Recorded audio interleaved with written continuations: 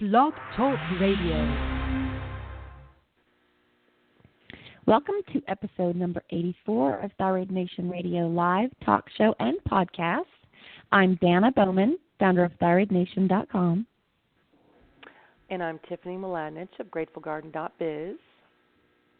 Today we are talking, finally, with researcher, clinician, educator, and 21st century evidence-based clinical nutritionist Michael McEvoy about all things histamine, intolerances, metabolism, digestion, and the connection to thyroid and autoimmunity. Should be very interesting, especially since I've been itching a lot lately, so I can't wait to talk to him. Well, it's something that doesn't get talked about a lot between patients, let's put it that way.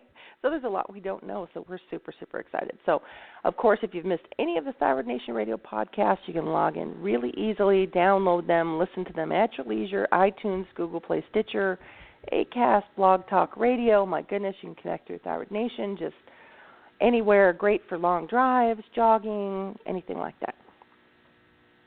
Absolutely. And hopefully it's fun to listen. Hopefully we're not just throwing out, blah, blah, blah, blah information, blah, blah, blah, blah information. We may be a little long-winded. But we're definitely long-winded, for sure. And we giggle a lot, but we like to have fun. We giggle a lot. We do. Oh, my gosh. Which is good. I mean, I think it's good to giggle, right? I mean, if we they need only it. knew How what often we talked about privately, oh my not God. on radio. Oh, my God. I know. And then, but we don't even really get to laugh. It's just that when we get together on the phone, we giggle. So, I mean, it's just good for us, I guess. Laughter is really good. I will tell you, there's nothing better for me than a good belly, gut laugh. Oh, my gosh. That's just awesome. I know. Right? Very healing. All right. Okay, Very other healing. Let's talk some other things. Today we have a really special guest, Michael McEvoy. He has been involved in the healing arts pretty much his whole life. He's been an avid student of the yogic arts since 2001, and he credits his yoga and meditation practices for creating stability, discipline, and self-healing in his life. So we're going to have to talk to him about the supermoon, just as a little side note today. And there's probably going to be some kind of shift going on today, so I'm sure he will know a little bit about that. We're going to have to talk to him. Shift. Oh, yeah, with an S-H-I-F as in Frank T. Sorry. Oh, my God, did it sound like something else? Okay, no giggling. Okay, wait, we're going to finish. This is important because he's got some really great letters and information about him. So let me finish. Okay, before we giggle. Michael is a functional diagnostic nutrition practitioner through the Functional Diagnostic Nutrition Institute and a certified nutritional consultant through the American Association of Nutritional Consultants. He's also a certified metabolic typing advisor, CMTA, which is pretty neat, through the Health Excel System of Metabolic Typing. He is currently on the staff of the Functional Diagnostic Nutrition Institute, specializing in research and development, and is also engaged in a 2-year course in professional herbal studies through Michael Tierra's East-West School of Planetary Herbology. Wow. I bet that's really interesting. He meets with clients from all walks of life, including medical doctors, chiropractors, professional athletes, fitness models and trainers, alternative healthcare professionals, and all those who are interested in achieving higher levels of health by using customized nutrition strategies. He offers a wide spectrum of services for his clients nationally and internationally. So he's like, let me just say, a nutrition hacker or a metabolism hacker or something like that, right? Everybody's using hacker, so I'm going to be the thyroid hacker. So that's going to be my hashtag. So there you go. I have mental pictures in my head on that. Oh, my gosh. All right, let's get to the good stuff. Let's bring the serious in and get to this good. It looks like he's already with us. So, Dana, let's get this Thyroid Nation thriving. Good morning. Can you hear us okay? Hi, good morning. Yes. Awesome. How are you? Listen to that big, strong, All right. loud voice. Awesome. I know. Oh, Ladies, good to be here. How are you this morning? We're good. We're good. Great. Michael, We're where are you giggly, calling in so from? watch out. I'm in Santa Cruz, California. Santa Cruz. Awesome. So you got that big, beautiful moon. Did anyone else see that extraordinary moon last night? It was unbelievable. Mhm. Yeah, it was quite beautiful here. We've been getting a lot of rain, so which is much needed, mind you. But yes. the moon was just beautiful last night. It was just shining through all the clouds, so everything was illuminated. Oh my gosh, I'm sure it was so gorgeous. I'm sure there was a lot of I'm sure there's a lot of biophotonic energy coming off of the illumination from the moon, and definitely has a ability to do things to people's behavior. I don't know if anybody's done any studies on the effect of moonlight on histamine, but it might be modulating it in some way. Really, tell us about that. That sounds really. Well, I don't know. Really I don't know that. Well, we know that the moon for sure has an effect on circadian rhythm in the body.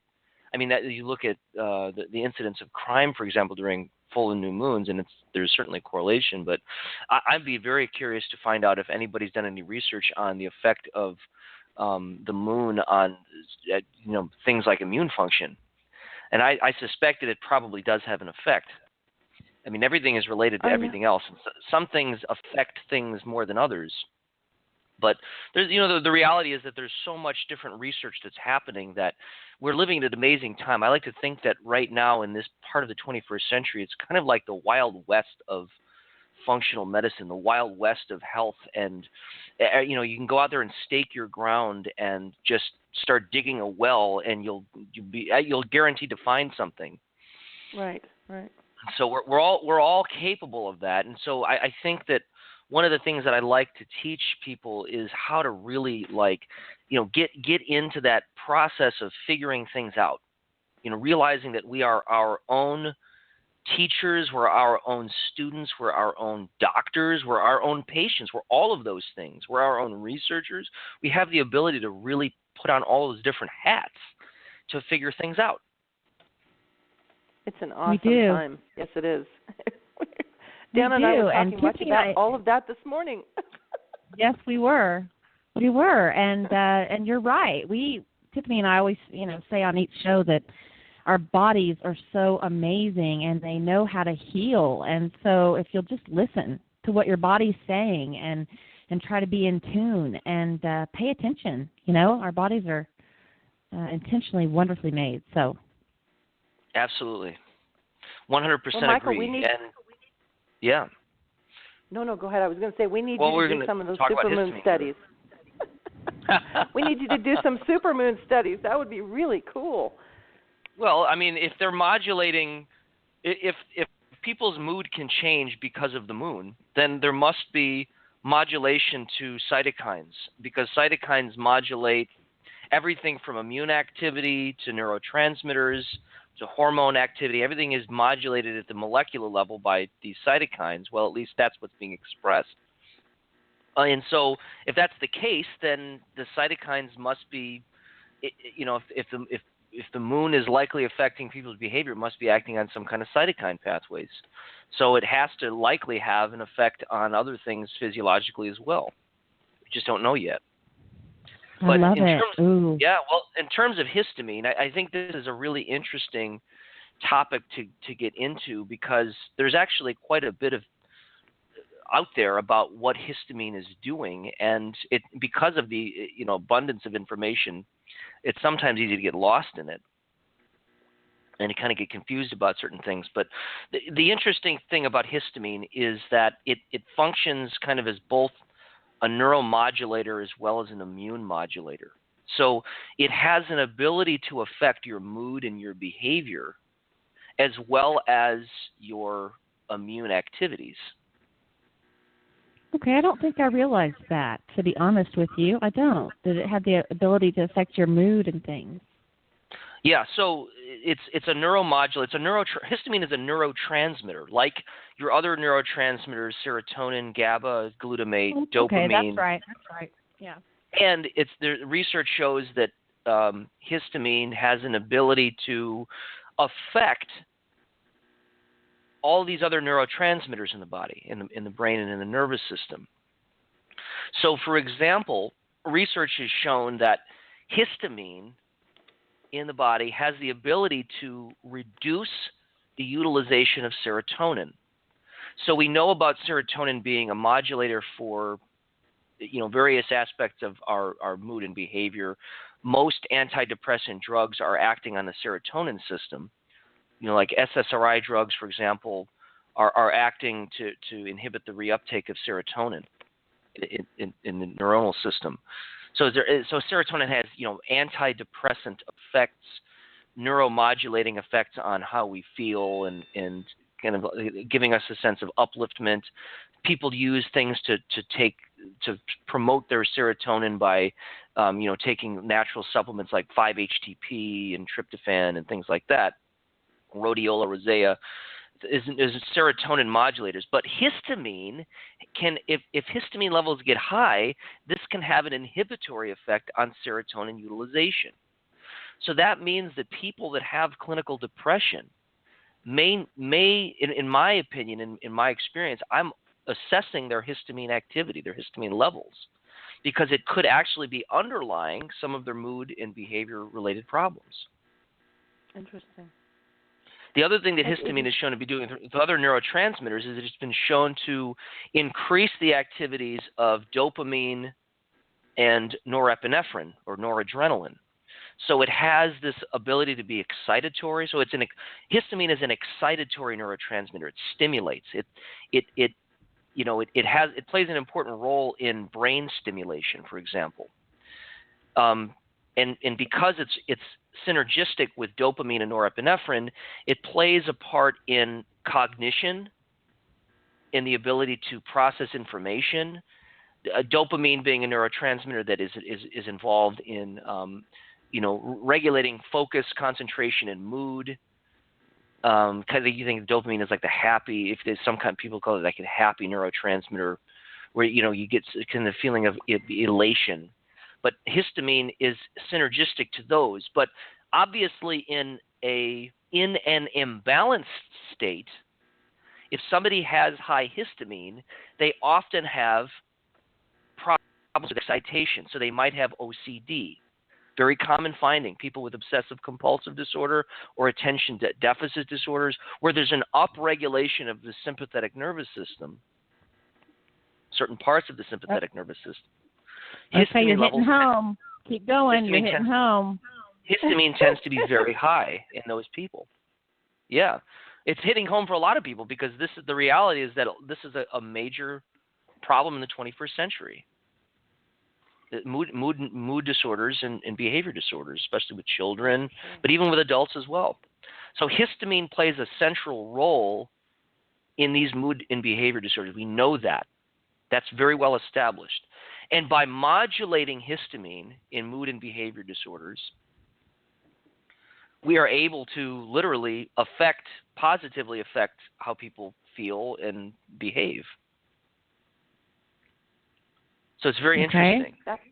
We're taking it all in. It's kind of a flower field moment. That's a flower field.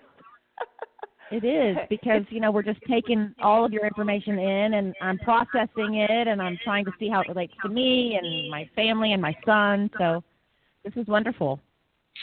And so there's ways of, so that we've talked a little bit about, some of the major effects of histamine on the brain. And so, again, just to kind of recap that, because I know I'm kind of talking quickly and throwing out terms that some people might not be totally, aware of yet. But just to recap that, histamine has a modulating effect on the brain and nervous system, and as such, it will affect mood and behavior in various ways, positively or negatively. In an imbalanced person where there is kind of hyperactivity, OCD, ADD, ADHD, those kinds of clinical problems, histamine is typically much higher in those states. And by lowering histamine and by working on balancing brain chemistry, histamine levels begin to lower, and so you start to see the corrections of mood and behavior. Now, balancing brain chemistry, is that something that you work on with your clients, and what do you kind of look at first to work on? Is it food, or where do you go with that? Well, yeah. So first, to answer the question, yes, that's clearly we work with clients that have, various issues related to mood and behavior and neurotransmitter imbalances, if you will. There can be many causes of what's going on there. We'll use, in terms of like testing, we'll look at whole blood histamine is probably, in my opinion, the best way of testing histamine in the body. So it's a combination of what's inside the cells as well as what's outside of the cells. So the whole blood histamine is a simple blood test you can have done from LabCorp, and it's relatively inexpensive, and it can tell you a lot about a person. So we'll start with that. We'll look at some other nutrient markers like the zinc and copper levels, which can also play a significant role. We'll look at certain B vitamin markers like vitamin B6 indicators. So there's a lot of clues that we can pull from to kind of understand where the problems might be. Now, I want to kind of bridge over and talk a little bit about histamine's effect on the immune system and how you can usually tell if somebody has high histamine based on just some of their immunological responses. So like if somebody's more prone towards having seasonal allergies, which again, the symptoms of that would be itchy eyes, watery eyes, histadelic symptoms. Itching is definitely associated with histamine. And but so are other things. So sneezing, itching, eyes, watery eyes, those are all associated with increased histamine response. So, let's talk a little bit about. So the histamine it's a immunomodulator as well as a neurotransmitter, and as an immune modulator, it resides in certain immune cells and gets released in bursts when there's something that will trigger it. So, for example, it's stored in the one of the immune cells that store histamine are called MAST cells, MAST. And MAST cells are involved in the allergic response mechanism. People that have, for example, real true serious anaphylactic allergies, which can, you have to take adrenaline for if somebody like has a peanut allergy, for example. Histamine is strongly involved. Histamine will get released from mast cells under those circumstances where it basically, what histamine does under those circumstances is it dilates the blood vessels and it enables all these other white blood cells to attack to wherever the body perceives there to be a threat. So that's what starts to get these, that's where you start to get these symptoms of histamine symptoms, itching, watery eyes, sneezing, things like this. So it's more from the immune perspective, histamine is more the initiator of the inflammatory immune cascade. So there's all of these, follow-up effects that the immune system is going to go through after histamine gets released. These inflammatory proteins get released and all this, and they just become symptomatic. So we talked a little bit about the mast cells. Now the interesting thing is that people with fibromyalgia, which is, kind of a loosely defined diagnosis of connective tissue pain, tend to have very high levels of histamine. The highest concentration of mast cells in the body is in the connective tissue. So that means people with fibromyalgia are releasing bursts of histamine because there's some toxin or some sort of an antigen in the connective tissue that's being released.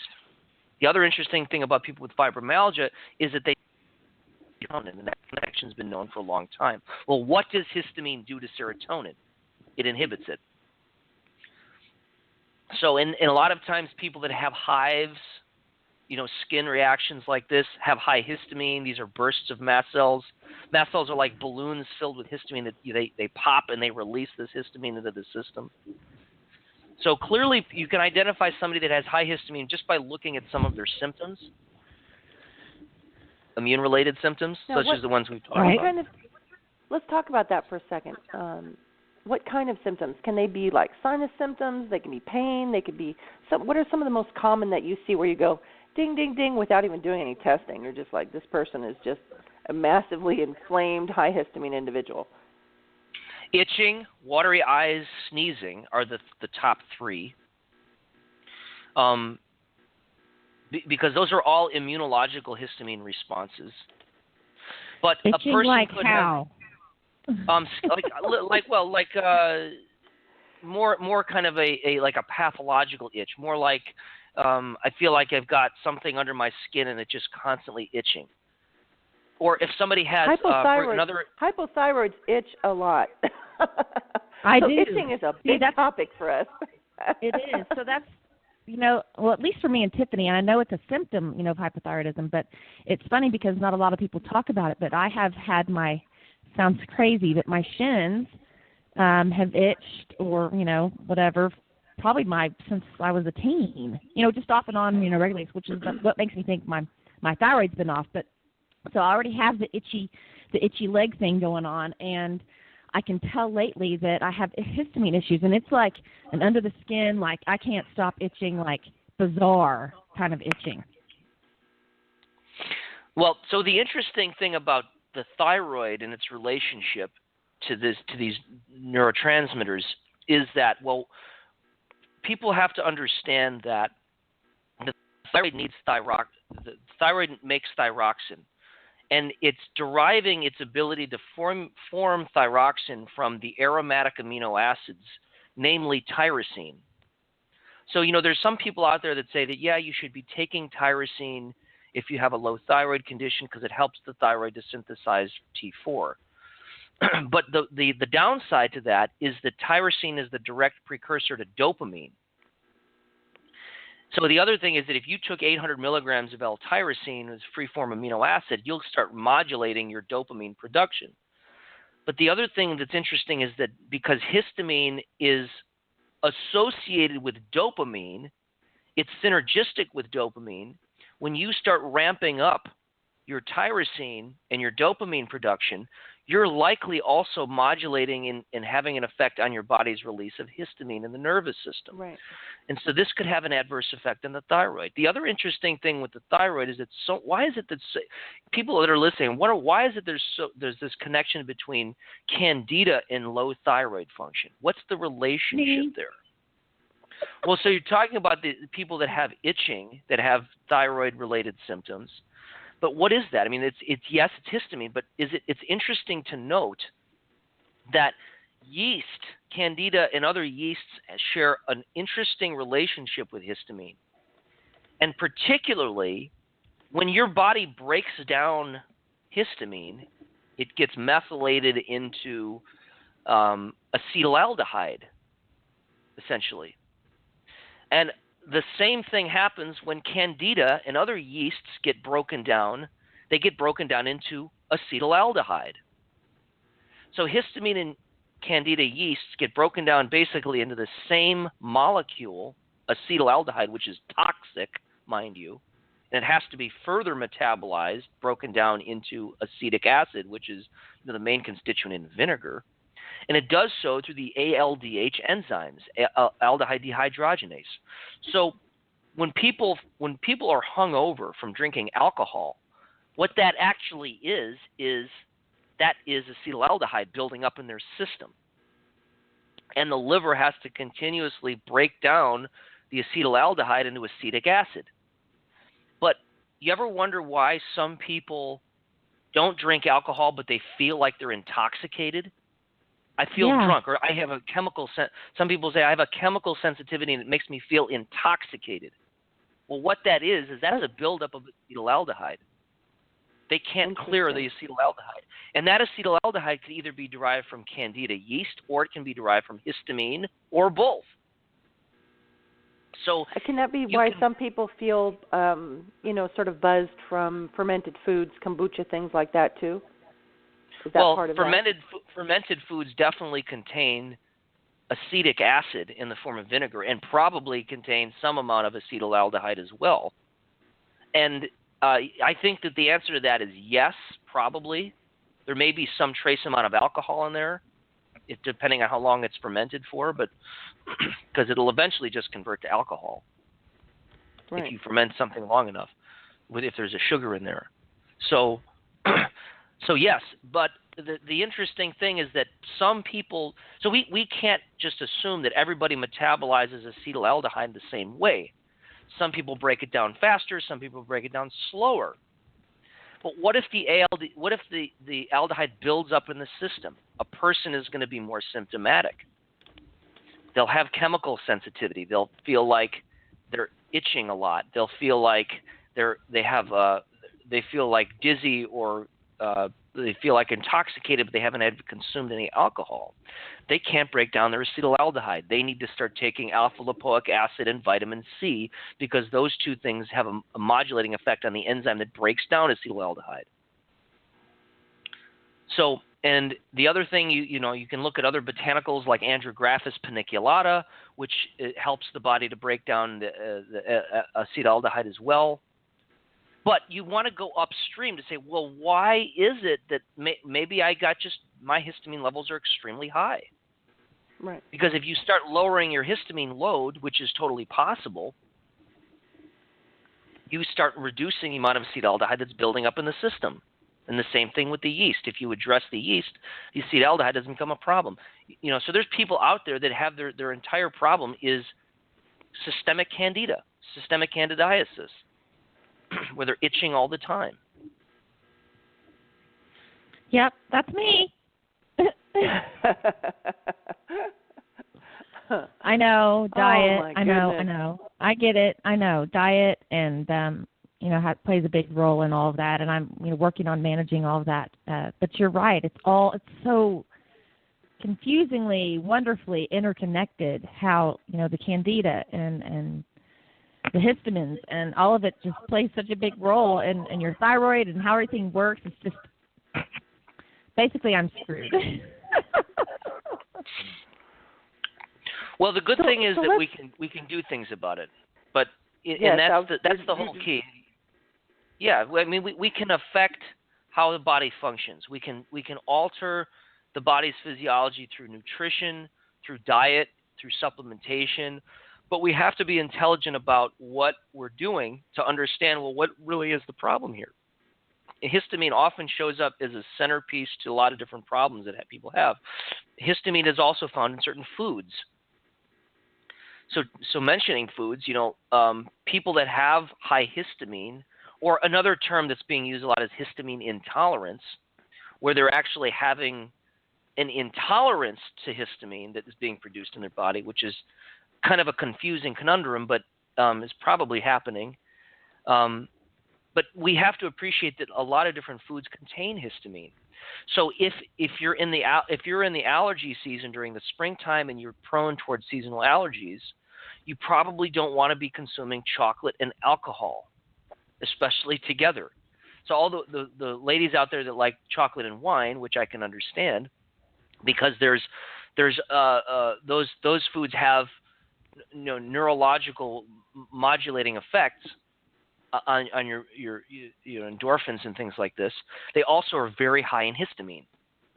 Chocolate, red wine, aged cheeses, smoked meats, avocados, bananas all contain pretty considerable amounts of histamine. Cashews, as opposed to other nuts.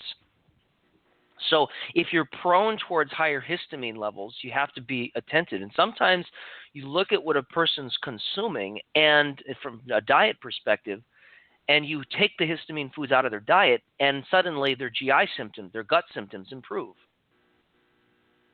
Because they're having increased histamine response. And so there's enzymes that actually break down histamine in the gut.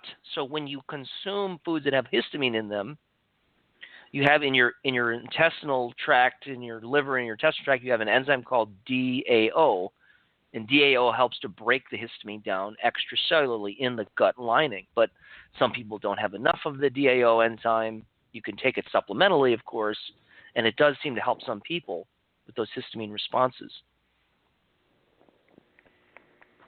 Good to know. Is there anything, obviously DAO is a natural something, is there any foods that contain things that encourage the production of that?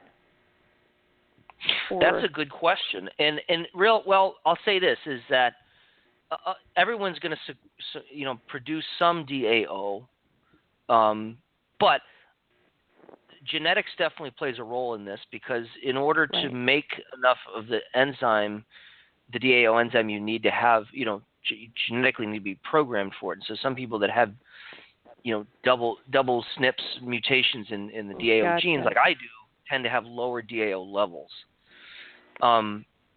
In terms of what foods help to promote DAO, that's a good question. I don't actually know the answer to that, and I don't know if there actually are. But I would say in general, it would probably come down to some fermentation process in the gut. So it would probably come down to I would guess probiotics. Probiotic, yeah. Microbial balance in the gut would very likely be a component there. Pretty much guarantee that, but I don't know definitively. So that's the one enzyme that helps to break down an extracellular histamine in the gut is DAO. DAO. And like you said, there's people that have genetics that maybe just don't make enough, or so sometimes warranting the supplementation of that is something that would be done with a functional practitioner. Make sure that you need it and all that good stuff. Right, and I think just in general, if somebody has GI, gastrointestinal inflammation, infections, candida, intestinal dysbiosis, leaky gut, people that have those things probably want to work on those things, and likely if you do that, you'll start to improve how all of these things talk to each other and how these things work. Right. Can we talk a little bit about, just because it's a huge topic in the thyroid community, gluten and histamines? Yeah, so can we get your thoughts on that? Foods that contain gluten often contain histamine in them as well. People that have a gluten sensitivity or a gluten intolerance are very likely going to be releasing histamine as a response to this, because their immune system is being triggered. So when histamine binds to the H1 and H4 receptors, these are the immune modulating receptors, it's going to shut down the antibody response, and it's going to increase the inflammation response. So we can all speculate about how many people are gluten intolerant. What percentage of the population? Probably a lot larger than is being reported, but at least I would argue that. But we can definitely say that it's more likely that people that have gluten intolerance are going to have higher histamine. And by reducing gluten, you're likely going to be helping to reduce that histamine load. So it would be an interesting experiment for the listeners out there. Well, see what happens if you consume.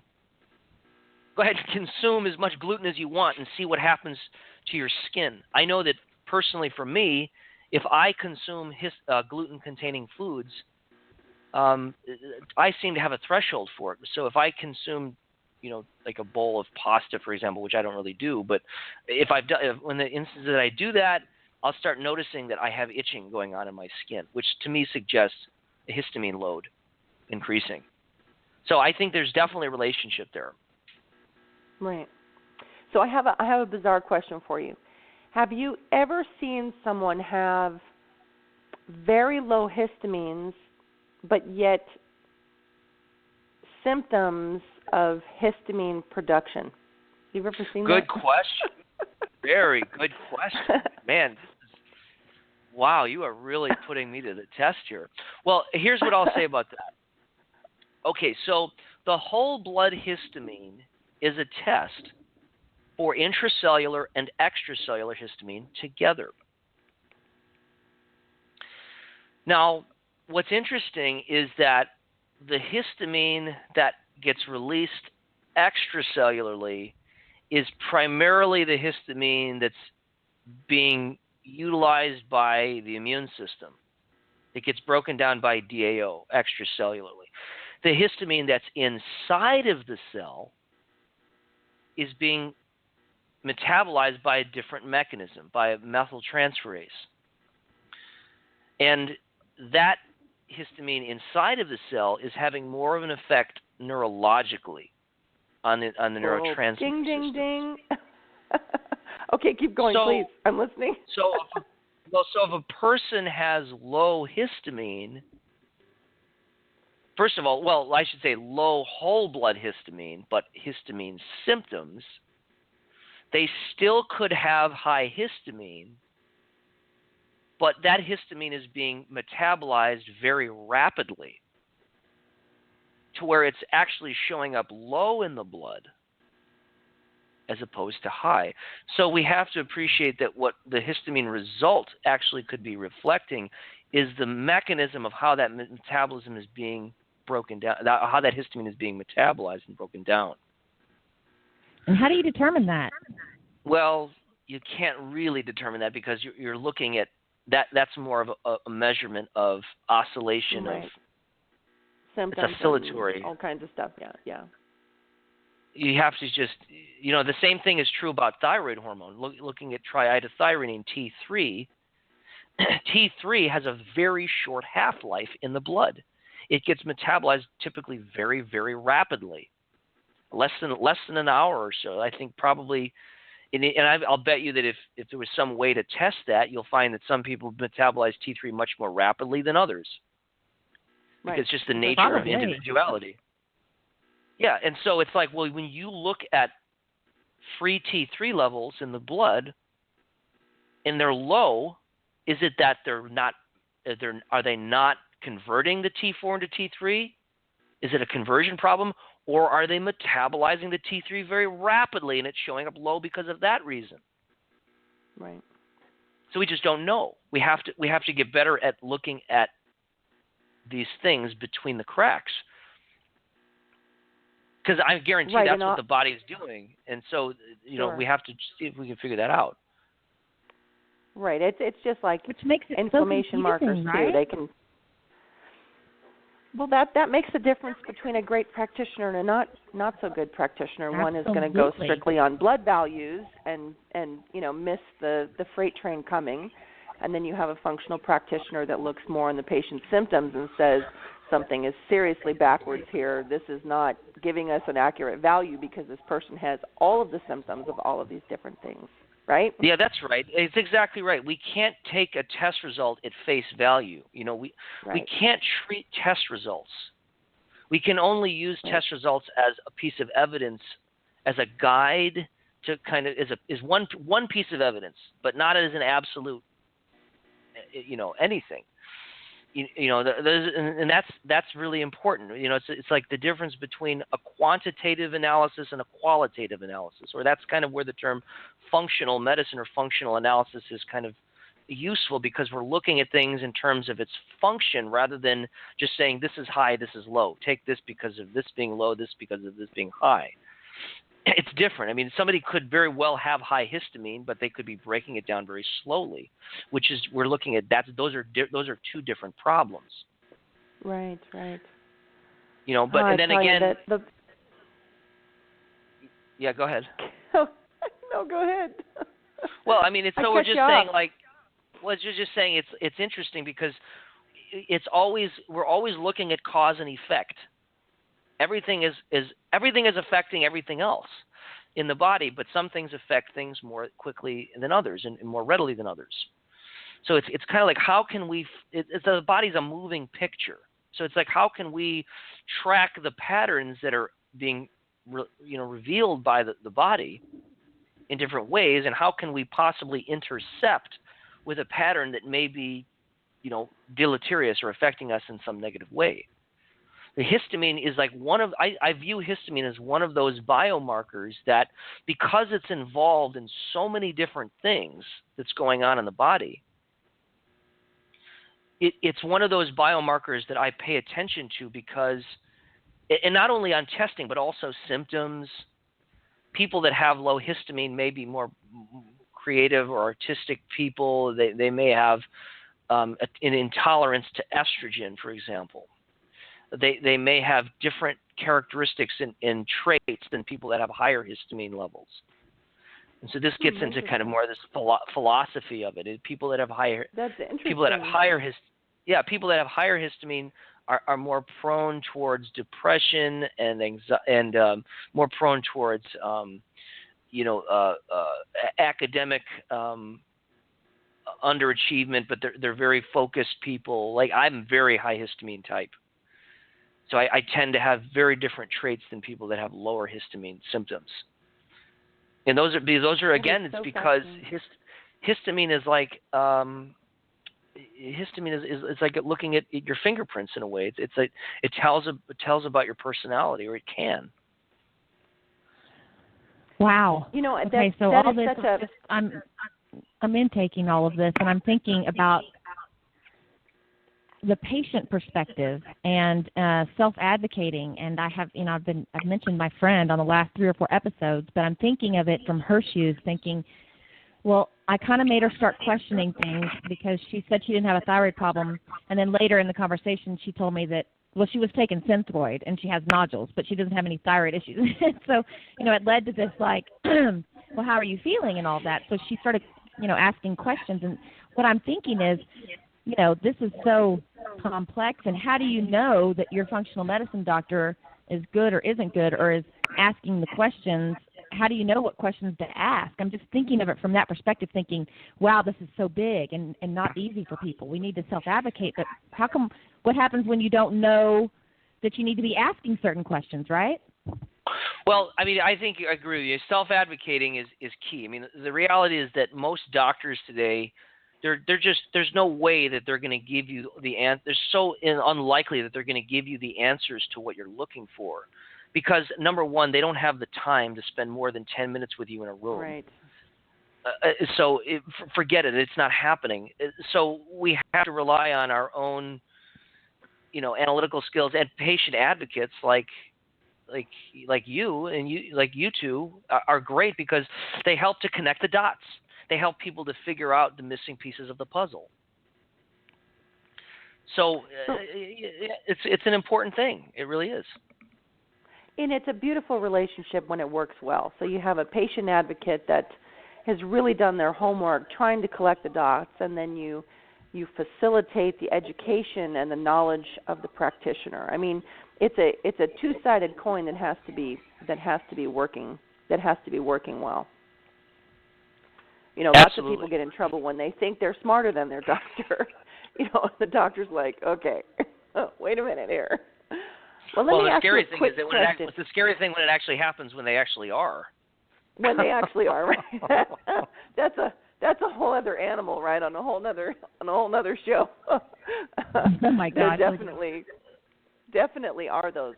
So, a quick question for you, Michael. So, do you, when people say, "Well, I just take a ton of antihistamines," I mean, do you encourage the utilization of that temporarily while the root problem is being figured out, or are you just like, that just alters the whole ball game, don't do that?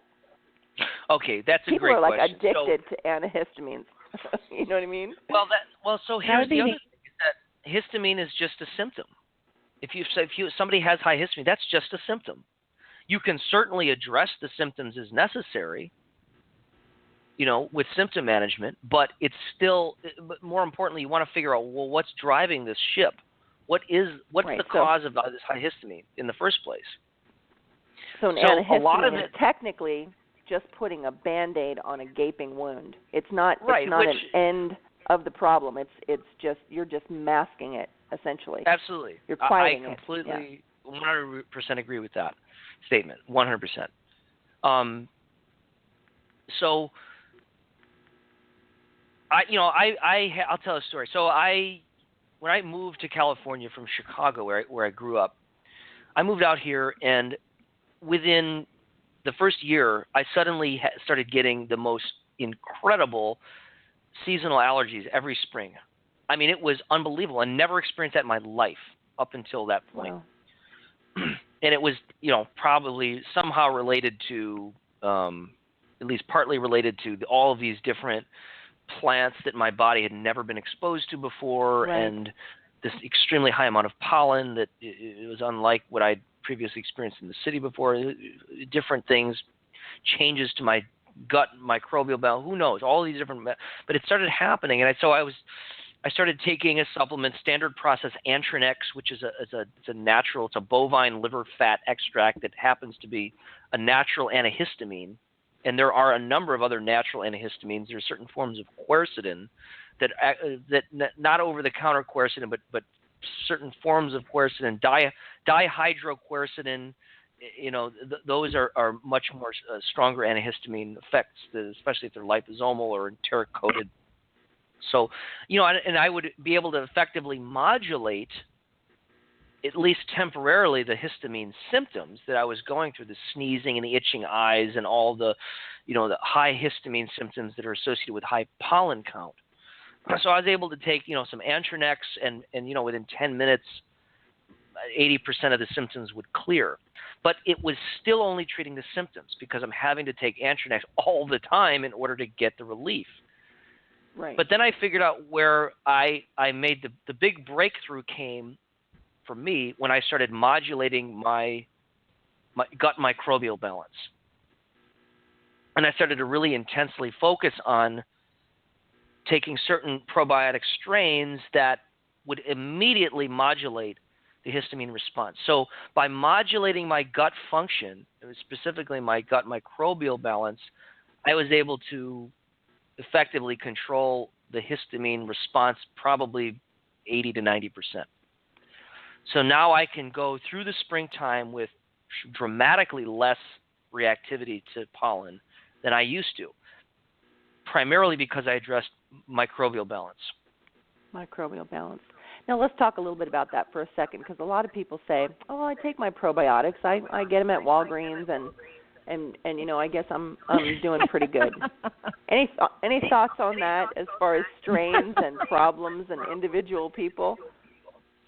Well, that's the good question, and the thing is that a lot of probiotics will never actually make it to the gut, to the actual where they need to go. They'll get broken down by stomach acid or by digestive enzymes in the gut, and good luck trying to recolonize your microbial balance. But there's certain probiotic supplements out there that are much more likely to have a modulating effect, to colonize better. The probiotics that I've seen work clinically for people with histamine symptoms more often than not, the Megaspore probiotic seems to have a modulating effect for at least, I'd say 70% of people with high histamine tend to respond very favorably to the Megaspore. It's definitely what worked for me. There's other forms of bifidobacterium that have shown to have a modulating effect on histamine. I think bifidobacterium infantis and brevis have histamine modulating properties, so those particular strains. And the reality is that we need to really be paying close attention to our gut microbial balance anyway, because it's compromised in most people for various reasons. Right, absolutely. So I think that's a big part of it. I think that also looking at things like if somebody has a yeast issue, they are more likely to have a histamine issue. And it's interesting to note that the symptoms of histamine, at least on the surface of the skin, the itching symptoms tend to be modulated by histamine, but it could be an underlying yeast infection that they have, a yeast or fungal issue. Let's talk a little bit about Candida particularly. So there are so many different, of course, everybody consults Dr. Google, right, Michael? And there's so much information. You need to take all of the alcohol, all of the sugar, all the carbohydrates, and people are running around eating green beans. So that's only one portion of the problem, right? You have to, like you said, encourage the proper, microbiota and with probiotics. So tell us some things that are helpful for you, reasonable for people who are struggling with yeast overgrowth. So the first thing you need to realize is that everybody produces some type of yeasts, and actually the intestinal environment normally contains a very high amount of yeasts. The intestines are a fermentation chamber. Right? Absolutely. That's important. Right. Totally. But the problem happens when certain yeasts become more aggressive and proliferative, and they start to take over. And so Candida albicans is one of these kinds of yeasts, but there's others that can show up as well. like I like to look at the Great Plains urinary organic acids test, because to me it's probably the more definitive test to actually understand which yeasts you're more likely dealing with. And those yeasts can be derived from environmental factors, like drinking coffee, for example, that contains aspergillus, or taking taking a supplement. I was talking to, just on that note, I was talking to an account representative for a supplement company, and she tells me that this supplement company is very well known for having very strict standards, and they test the raw materials that they receive from their sources. She was telling me that about 30% of the raw materials that they receive from supplements, that the actual manufacturers, actually these 30% are contaminated with yeasts and molds, and they have to throw them away or send them back. Right, that doesn't surprise me at all. Wow. So we have crazy. to actually, it's crazy, but we have to really consider all of the different factors that can be contributing to why somebody has a yeast imbalance, if that's something that they're dealing with. One of the major components to that is toxic metals and chemicals that are in the environment. So we know that, for example, mercury will have a proliferating effect on yeasts in the gut, as well as on a number of different microbes in the gut. It's important to point out that the intestinal microbes and the intestinal environment, the intestinal microbes will literally have a feeding frenzy when there's chemicals and metals that are being dumped into the intestines from the liver's conjugating metabolism. So the liver conjugates toxins. We're breathing in toxins. Get on Highway 5 and tell me how much benzene you have in your bloodstream after 30 minutes. You're ingesting. You're breathing in benzene and chemicals, and you're get into your liver within minutes, as your liver's filtering all the blood continuously, and then you conjugate those toxins, and they get dumped into your intestinal environment on a day-by-day basis. Well, what's going to happen to the microbes in the gut? They're going to start to proliferate. So, for example, you look at Klebsiella, and gram-positive and gram-negative microbes have a high affinity for heavy metals. So 50% of the dry weight of a microbe can actually be a toxic element, like iron, mercury, lead, cadmium, aluminum. Strep and staph, when you see that showing up on a stool test, that usually indicates aluminum is present in the system. Blastocystis hominis, that parasite releases histamine. So we have to appreciate that microbes can also be a factor here. So if somebody has a systemic yeast imbalance, you've got to look at the metals and chemicals that are in their system, namely mercury. That's the first thing I'd be looking at. Well, seeing as how you brought up mercury, let's talk about one thing, because we love to ask all kinds of different practitioners and people that we interview how they feel about iodine and its role in thyroid health, the human body. Yeah. That's a good question. Let's talk about iodine as it relates to the thyroid. And so Perfect. Iodine. Anywhere you want to start. Well, yeah. So it's a controversial subject because many people say you need absolutely, if you have low thyroid, you absolutely should be taking iodine. And then there's the other camp that says you should absolutely not take iodine at all. I mean, very diametrically opposed in some. I don't know what the consensus is in terms of, have you actually seen fist fights breaking out with people arguing about this topic? I would imagine so. Just shy of it. Believe it or not. This is why we always like to ask the people that we find to be, Dana and I call them super smarties. Super smarties. So you fall into our super smarty category. So it's so controversial. Oh my gosh, just. And these are super intelligent, well-researched, well-educated people that just disagree. Every bone of their body, they disagree. So we always like to see where people fall on this subject.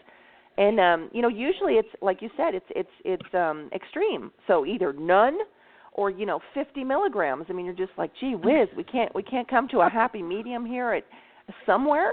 But just in the relationship, you brought up mercury, and so I'm just curious where you fall. And you know what, Michael, you can say, I plead the fifth, and I prefer not to comment. And Dana and I will respect that with everything.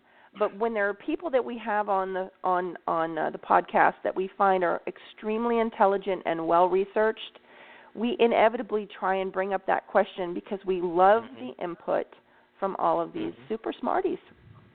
Yep. Here, I'm going to give you my input on this, and I'm glad you brought it up, and it's something that I've been pondering actually as of recently, the whole iodine discussion with relation to the thyroid. So first of all, we have to appreciate one thing. The thyroid gland is an oxidation production factory. That's a very important fact that needs to be understood very clearly. I'll repeat it again. The thyroid gland is an oxidation production factory. Why is it that people with autoimmune thyroid often have, and I'm talking about women primarily, often have, but men too, often have hair loss, clumps of hair falling out? Why is that? What's the relationship there? Why is it that people that have low thyroid or autoimmune thyroid are often recommended to take glutathione or glutathione promoters? Why is it that people with low thyroid are oftentimes recommended to take selenium? Why is this? Is it just for the T4 to T3 conversion? No. The thyroid gland is an oxidation production factory. And by that I mean that the thyroid itself generates a considerably high amount of free radicals. Unlike, all cells, mitochondria will put out free radicals as a byproduct of ATP production in the electron transport chain. You're going to be pumping out superoxide to some extent. The thyroid gland is an exception to that. You've got a protein in the thyroid peroxidase called DUOX1 and DUOX2, DUOX1, and these are basically an enzyme known as NADPH oxidase. What does that mean, first of all? So NADPH oxidase, NADPH is an enzyme that, it's a redox cofactor. NADPH is an electron donor. So it is involved in the recycling of your glutathione system. So when you use up your glutathione, it has to get an electron to get reused again. And then you can recycle it. And then, everyone knows glutathione is your antioxidant, main cellular antioxidant, protects against oxidative stress and free radicals. But NADPH is the electron donor that keeps the glutathione recycled in its reduced usable state. NADPH oxidase, it literally is oxidizing that molecule that's regenerating glutathione. So that means it's using up. It's not only using it up, but it's causing a wasting effect if it becomes out of control. So NADPH oxidase in the thyroid peroxidase protein will pump out a considerable amount of superoxide and hydrogen peroxide. Well, those are very potent free radicals that have a localized effect. What is hydrogen peroxide, H2O2, doing in the thyroid gland? Its primary function is to oxidize iodide into iodine. Yes. So if you are, let's say somebody has autoimmune thyroid, let's say they have an elevation of their thyroid peroxidase antibody. Their immune system has targeted or is targeting their thyroid peroxidase protein. Why is it doing that? There's something going on in the thyroid peroxidase protein that's causing the immune system to tag it as a trigger. There is something in there, whether it's a toxin or a virus or a heavy metal like mercury, or an increase in some sort of oxidative process, such as the excess production of SO2 or H2O2. No one has a definitive answer to this. I speculate, based on the evidence, that it's because, A, there's a toxin that's literally bound up in the thyroid peroxidase protein that's causing the immune system to tag it, or there's such a high generation of SO2 and H2O2 that the immune system sees it as a threat. And it's literally trying to attack the free radical production that's occurring in the thyroid peroxidase protein. Interesting. So the question about iodine supplementally is, this is my current stance, and that could change over time. If somebody That's okay. has, we appreciate that. well, everything is evolving. I mean, we're not. There's nothing definitive. It's all a moving, process. If somebody has an elevation in their thyroid peroxidase antibody, which is TPO for the listeners. Right, for TPO antibody, I definitely do not recommend taking potassium iodide or iodide, IODIDE in general. Why? Because it's going to iodide is going to increase the activity of thyroid peroxidase. And if you have an already existing immune attack against your thyroid peroxidase, why would you try to increase your thyroid peroxidase even more? And that is most supplemental iodine, or as most a general rule. Most supplemental iodine is iodide, correct? Right, is potassium iodide, right? But I love this, Michael. Keep going. So the key. So we all know that the key with autoimmune thyroid is to get the antibodies under control, because it's not necessarily, the etiology is not necessarily a low thyroid problem. It's an autoimmune imbalance. Over time could result in low thyroid activity, but the underlying mechanism there is it's an autoimmune dysregulation involving Th1, Th2, major histocompatibility complex, HLA1, DRB3, all these different immune cell surface antigens, proteins that are involved in this cascade. So we know that it's an immune imbalance, primarily, first and foremost. So why would you take something that is going to increase the function of the protein that's being targeted by your immune system? It doesn't make any sense.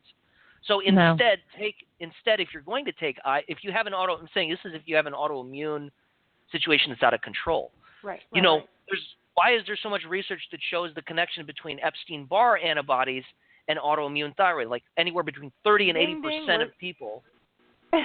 Well, we have to appreciate that the Epstein-Barr virus could actually be residing in the there could be transcription of those viral proteins in the thyroid proteins itself. There could be a virus in the thyroid. And that could very well be the reason why your immune system's targeting it. So that makes a very different patient. I'm trying to take your super smartness and put it in layman's terms. A TGAB autoimmune thyroid patient and a TPO thyroid autoimmune patient are two entirely different thyroid patients. Would that be a correct statement? Well, yeah, because you're looking at thyroid globulin versus thyroid peroxidase, and those are different proteins. So thyroid globulin is the protein that basically thyroid globulin makes T4. Basically, there's the tyrosine residues on the thyroid globulin protein. Is basically thyroid globulin takes iodine and then converts the iodine into T4. Well, I should say iodine is the cofactor for that process to happen. So, but so here's what you're the saying, if I can sum it up, here's one thing. Intake. Go ahead. Well, I want to say one interesting thing about a study that was done recently. It was an association-based study that showed that the higher the thyroglobulin antibody, the higher their level of whole blood mercury. So what that suggests is that if somebody, but they found no association with the TPO antibody, which suggests that for some reason mercury has a higher affinity towards thyroglobulin protein, and that targets the immune system. So if you ever see a high thyroglobulin antibody but not TPO antibody, look for mercury toxicity underlying this problem. What's interesting is that the thyroid gland. Now, would that mean that person would need iodine because that helps detox mercury? Would that be a correct statement, or no? Well, what they need more is to support their glutathione redox detoxification system. So, in order to detoxify So I want to go back to what I was saying before, that the thyroid gland itself is an oxidation factory. You've got NADPH oxidase generating high amounts of superoxide and hydrogen peroxide, but you have to appreciate that in order to detoxify those free radicals, you've got to have catalase and you've got to have glutathione peroxidase. So the thyroid will locally utilize those antioxidants to detoxify those free radicals. Well, glutathione is the other main antioxidant that detoxifies mercury. It's one of the only antioxidants capable of detoxifying mercury. Because it's something it's such a heavy metal, you need something that is capable. So the sulfur atom in the glutathione is capable of doing that and reducing the H2O2 in that case to water. So, do you need iodine in that case? I would say be careful with throwing gasoline on a fire, because if somebody has elevated thyroglobulin antibody, I would not give them any kind of iodine at all until you resolve that antibody that's elevated, which again probably goes back to mercury. At least that's what the current evidence suggests. Interesting. Oh, I love this. We could spend 6 hours. I could spend a week with you. Well, it's just. Well, Tiffany is in California, Michael.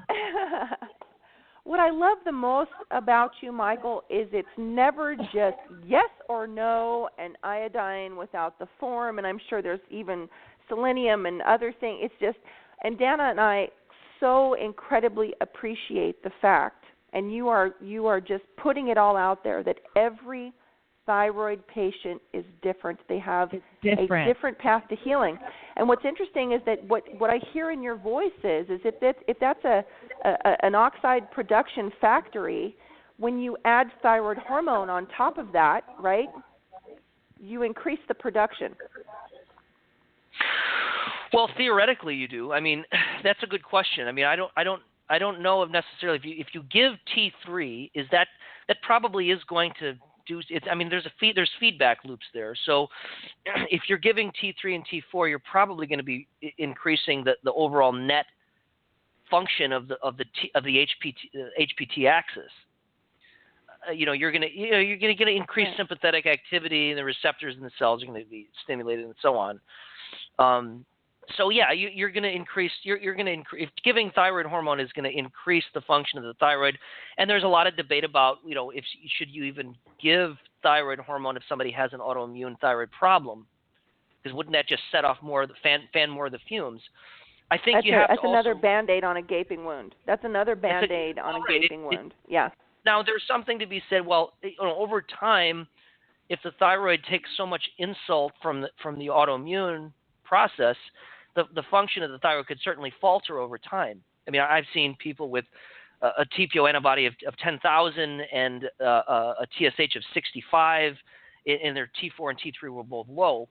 Okay, so they're definitely their thyroid function is definitely compromised, no doubt. I mean, they're symptomatic as well. So it's like, well, you have to then try to boost the thyroid in any way you can while working to correct the autoimmune problem that's driving it. So, there's all kinds of arguments to make about everything. You can make an argument about anything. And right. This all these theories may or may not actually work for every person. You have to actually see what works. I mean, I've had clients even just recently that, they'd taking diagnosed with Hashimoto's, and for 25 years later, they've taken T4 that whole time. They said, I'm just going to stop taking it cold turkey. They noticed no difference. They had no effect whatsoever. It had no stopping the thyroid hormone had no effect whatsoever on how they felt, nor on their numbers of their tests. So why even take it? Interesting, right? But even then though, you have just other for people. The listeners, T4 takes a significant, more time to adjust. Correct? 6-8 weeks, something like that. Where T3 is a much quicker. Much quicker. Yeah, T3. Well, T3. There's the loading dose and all that for the T4. And the thing that's interesting again is that we talked about things like selenium and glutathione. People have low T4 levels. this is a huge problem because they cannot generate flavin-adenine dinucleotide. This is one of the main redox agents of the body used for not only energy production but also for antioxidant recycling, for what's called redox, reduction and oxidation. So people that have a free T4 of less than 1, I'm definitely supplementing with 50 milligrams of riboflavin 5-phosphate, unquestionably. If you look at the studies on that, that's consistent. Red blood cell glutathione levels are low in people that have low levels of free T4 because they can't put out FAD, which is needed to regenerate your glutathione. And I actually see that a lot, and I'm sure you do when people take desiccated thyroid. You know, a lot of them can actually become hyperthyroid, and their T4 still remains low. Yeah, absolutely. It's never just take this pill and you're done. No, it's never that way. It's never that way. It's a complicated jigsaw puzzle of information, no doubt. And it's so frustrating. Again, here I am as the patient, advocate over here, but that's what people think. And even people that are taking the one pill, right? They think they're doing everything they should. They go to the doctor says take the pill, and then they come home and they think it's just old age or part of life, these symptoms and things. They don't even associate it. They don't even know to ask the question. And, their symptoms could be, not as terrible as someone else's, so they just live with it, and they just take the pill, and it's really not even doing anything. And then they say, which is very common, like your friend, I don't have a thyroid problem because maybe my TSH and my T3 and T4, that's a whole other story of falling in the normal range. I don't have a thyroid problem. And Dana and I just chuckle. We're like, okay. You have gallbladder issues, you have carpal tunnel, you have all these different vision, brain issues, all these different things, but you don't have a thyroid problem because all that looks normal. That's a whole nother show, Michael, because I know that you're just chomping at the bit on that one. Yeah, well, we have to be more intelligent about how we look at everything, and that's what it comes down to is that, we have the ability to leverage all of this information and try to really put together a very evidence-based perspective on what's going on in the body under certain circumstances. Absolutely. And what? I want to tell you one of the things I love about you the most is when you said, my stance on iodine could change tomorrow, that knowledge is ever evolving. You don't say, I've got the answer, this is it, back off. That it is ever evolving. My kudos to you. I can't tell you how much I appreciate that particular stance. Awesome. Doesn't cover it. Well, we have to be very, researching this kind of stuff, it's very humbling because it shows you what you don't know. And as you know, that this kind of work, there's so much to all of this, right. That it's very humbling. I mean, the reality is that we don't know anything really. We do. I mean, we have, but it's more about how to kind of use logic based on the information that you have. And so a different way of thinking about things. But I love the fact you say that you could change. It could change. Your stance on something could change as more information becomes available. And when people are just lock, stock, and barrel in something, it's just like, oh, really? Knowledge is ever evolving. We learn more. You have to keep an open mind. I mean, you'll never learn unless you keep an open mind. No, that's true. And so it's crazy because I was just going to say it's crazy because, we are changing. We are ever changing. Our bodies are always, that reminds me, they're always regenerating. There was a quote, I don't know if it was your quote or not, but it was on your Facebook. It said, you can tell me if you said this or not, Michael. The human body is a gigantic regenerating system. It breaks down and regenerates. Even the molecules that are the regenerators are themselves regenerating. I did say that. And that was... I was at the time when I wrote that. This is about 7 or 8 days of going into this research on the subject of redox, reduction and oxidation, this shuffling of electrons back and forth, back and forth, back and forth.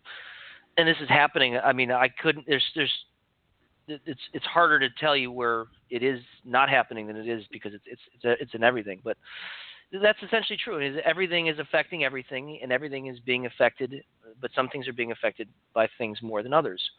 And when it comes to that particular statement, I mean, it just shows you that the human body is so vast in its physiology. It really is remarkable. Okay, well, we're gonna let you go, but first, before we do that, we always like to ask our guests about about themselves and where you came from and how you got into this business, and we want to know your story a little bit. So give it to us. Well, like many people, the journey for me started when I got sick and had to heal myself, and that's the beginning of it. And I don't know. I guess I made a pact or a promise that I would just learn everything I possibly could to help as many people as I could, and eventually, that's kind of how it evolved. Okay, so tell me a little bit about where the yoga came in, because I know that Catherine mentioned that you are a proficient yogi, and we want to know a little bit about it. Well, I've been practicing various forms of yoga for the last 16 years, and it all kind of started. Well, back in the earlier days when I started, I was really adamant about wanting to develop a personal practice and a personal discipline that would help to deconstruct my thoughts and help to change stress patterns that were existing in my body and in my nervous system, and to improve my ability to think more clearly and rationally about things. And so that was kind of the driving force of why I decided to get into that practice many years ago. And it's definitely helped me to develop a different relationship with my body and with myself, that enabled me to become more focused and clear and rational, and grounded, and it really, I guess, helped to facilitate a growth process that enabled me to kind of do what I want to do, and to be able to have a much more balanced nervous system in many ways, so that I wouldn't become stressed out as much. I mean, you look at how the body is able to do what it does, and we have to appreciate that people like Wim Hof, for example, who's like, you should see this guy is able to control his body by breathing, and being studied in laboratories and things. And it's really remarkable, but it shows you that the human body and the human mind have a remarkable ability to heal itself, and we can employ certain techniques that enable us to do that. Yeah, I mean, Wim Hof is brilliant design. His whole approach is just remarkable and eye-opening, astonishing. There's so many words, amazing, and it just makes you shake your head and go, wow. I'm glad they are studying him, because he's done some pretty amazing things. So, agreed, and I'm glad to know about a little bit about your journey and where you came from. So thanks for sharing, and thanks for coming on the show. We obviously have 1,000 more questions. You're one of those super smarties. And we are so glad that you took the time to hang out with us today. I'm sorry about the other show. We tried to have you on, and that was a miscommunication on my part, I'm sure, but we're so glad to have you back. Thank you so much. Well, it's my pleasure, and I really had a good time, and thanks for the opportunity. I appreciate it. Michael, real quick, tell us what's on the horizon for Michael McEvoy and metabolic healing. Well, anything on the horizon? So my company, Metabolic Healing, is a web-based nutritional company that basically has 3 parts.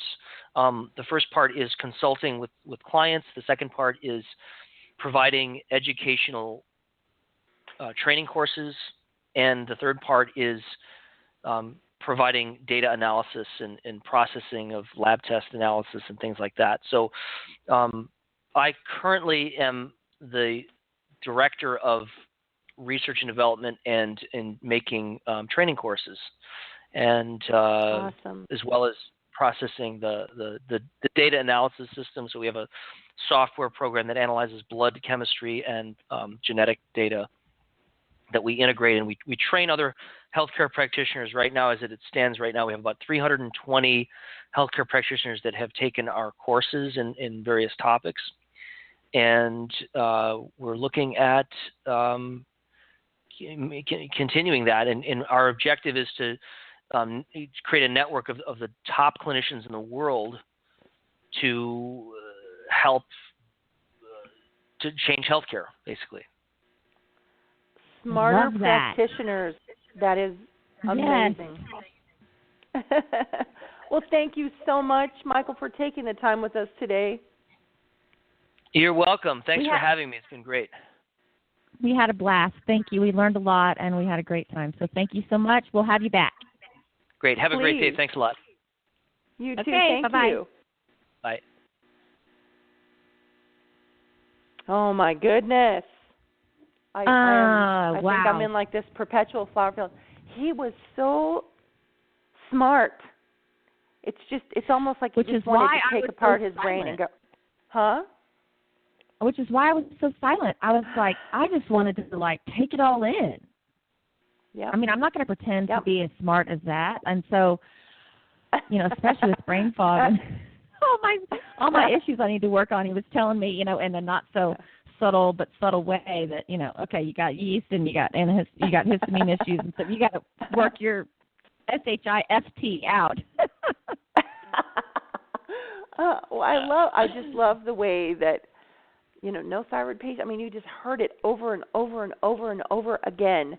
No thyroid patient is the same. It's never just one answer, or there's multiple things that have to be considered, and every person is a unique individual patient, and I can't tell you how much I just want to grab a megaphone and say, you know what I mean?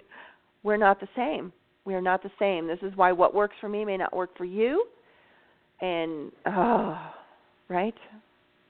Absolutely. Amen. Right? Right. That was a sermon today, man. Amen. That's right. That you know was what I mean? fantastic. Yeah, I was just like, everybody. I'm just going to take all this in and learn, and I was just like kind of just, happy in my little flower field, just listening and learning, and also it kind of resonated because it's totally me. It's totally all of the people that we hear from and connect with, and so it just made so much sense. I just wanted to go, okay, yay, someone gets it, right? So he was fabulous. I knew he was going to be. Okay. I'm friends with Catherine Watkins, and so is he, and she put us in touch, and I knew he was going to be. And of course, all my guests are. So anyway, it was fantastic. Well, and of course, because we didn't mention it, and he was just so humble about it, but you can find all things Michael McEvoy at metabolichealing.com, the practitioner, education, and just all kinds of information at metabolichealing.com. He was amazing. He was great. And he's not too far from you, right? What, 4 or 5 hours? But if you're gonna take the 5, be careful not to breathe in the gases. And things. I'm telling you. Joe just went up to 5 not too long ago. That is just so interesting. And what's funny is he's sleepy all the time, and he did the whole drive in one shot. Like, I can't tell you how worried I was about that, but he didn't fall asleep. So I wonder if that obviously altered things in his brain that moved things around. Seriously. But that's just. I mean, you think about the kids that grow up in that area and what happens to their microbiome, and just, oh my goodness, our environment. Well, and, we were in the car the other day. We were headed somewhere, and I was smelling the exhaust, but I was in the car, close proximity to 2 other people, and I was about to die, literally. I couldn't believe that they weren't, trying to jump out of the car and run away. Couldn't smell it. And they were like, doing their thing, and they couldn't smell it. And I'm like, am I just super sensitive? Well, if so, and you guys aren't smelling it, and you're not realizing how awful this is for your body, y'all are crazy. And we need to speed through this stoplight because I'm not sitting here anymore. I mean, it was terrible. Right? Oh my gosh, we've become lunatics. Loony 1 and Loony 2. And we are sensitive. It's like a spaceship. I can't tell you the number of times I'll say, "Do you smell that? Can you smell I know. that?" I mean, I think we should be used for like cadaver finding and things like that. It's like a pregnant woman. The sniffer. We're gonna sniff out cancer, man. Oh my God! Could you imagine walking around sniffing people? Nope, you don't have it. Oh, we're silly. Oh my God! I just had a visual that I'll share with you later. Oh no! Now you gave me a visual I don't want to have. I wasn't having anything. I was like sweet and little puppy dogs in my thinking, and you were like off the charts on the wrong side of the tracks. Oh great. Okay, let's change the subject. Okay. As always, a very big thank you to our listeners. We appreciate you listening and joining us. And this is why we do it. We do it for you guys to help you learn and self-advocate, just as Michael so, brilliantly said earlier. And if you enjoy our show and you get a free minute, we would appreciate if you would jump on iTunes and give us a little review. It really helps. Tell us what you think. And, absolutely, please. Also, be sure to check out Thyroid Nation Essentials at thyroidnation.com. Enjoy the products like Brain Awake Inhaler, which has been something I've been using quite a bit this morning. And also Love Potion, Counting Sheep. These are formulas that we just made to help people with thyroid issues. Of course, it's not exclusive to just thyroid patients. They smell fabulous, and they're just healthier, more natural, synthetic-free alternatives to some skincare and help with fatigue and things like that while you all working out your finding the root cause and getting everything changed around. So please be sure to check those out, Thyroid Nation Essentials at thyroidnation.com. You sound like a commercial. I love the Brain Awake. I was out. I gave mine away to Amber, I believe, and she's working with Isabella Wentz on her upcoming special event. And I gave it to her, and I was out, so I had to wait till Tiffany sent me some more to replenish my stash. So I've got them all sitting right here in front of me. Yay! They're lovely and one wonderful. One of our favorite so products. Check it out. Yes, please. Make sure to follow Thyroid Nation on all of the social media platforms. We're everywhere. And jump on and join the Hashis and Graves Facebook support group. Super awesome. And, of course, most importantly, Dana and I always want to remind you that wellness is a journey and takes continual maintenance and evaluation. I know I sound like a broken record, but make sure to always listen to that brilliant diagnostician that's been built into you uniquely and exclusively, and be mindful of what it is telling you, regardless of how smart everybody is around you. That intuitive diagnostician is the most important voice to listen to. And it could be as simple as, I need sleep. I'm stressing. I'm too stressed. Right. I've done too much shopping. Right. Simple. It could be extreme things, but it could be simple things. And listen. Or I've eaten taken this vitamin, taken this herb. I don't feel well. Be mindful of all of that. It doesn't matter what someone has said or how smart they are. That is your body screaming at you. Listen. And start a medical memoir if you have to. I know that. I believe it was Andrea Nakayama mentioned, was it her or was it someone else? She was going to create a medical memoir for people to that's right. capture all their, right? Wasn't it her? Anyway, it could be, that simple or complex or, it doesn't really matter. You just listen to your body. Take note of it and do something about it. Okay, this is Dana, your Thyroid Nation Gringatika. From Colorado, and Tiffany Milanich of Grateful Garden and MendingMedicine.com. From Joshua Tree, California. The collective voice of thyroid thrivers worldwide, so that together, united we heal. See you next time. We're going to have a break in a couple weeks.